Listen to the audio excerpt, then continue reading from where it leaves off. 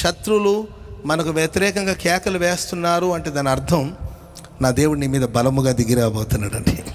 దేవుడు తన శక్తితో నింపబోతున్నాడండి. అందుకే మనుషులు మాట్లాడినప్పుడు కలవరపడవద్దు. మనుషులు నిన్ను గురించి వ్యతిరేకంగా నినాదాలు చేస్తున్నప్పుడు నువ్వు భయపడవద్దు. మనుషులు నీకు వ్యతిరేకంగా నిందిస్తున్నప్పుడు, దూషిస్తున్నప్పుడు నువ్వు కలవరపడవలసిన అవసరం లేదండి. ఫిలిష్తీయులందరూ కూడా పెద్దగా కేకలు వేశారు, రంకెలు వేస్తున్నారు. శాంసన్ని చూసి పట్టబడిపోయాడు, మన చేతికి దొరికిపోయాడు అని వాళ్ళు పెద్దగా రంకెలు వేస్తున్నారు, కేకలు వేస్తున్నారు, ఆర్భటిస్తున్నారు. వాళ్ళ ఆర్భాటాల మధ్యలో దేవుని ఆత్మ శాంసన్ మీద బలముగా దిగి వచ్చే స్తోత్రం చెప్పండి అతను గట్టిగా.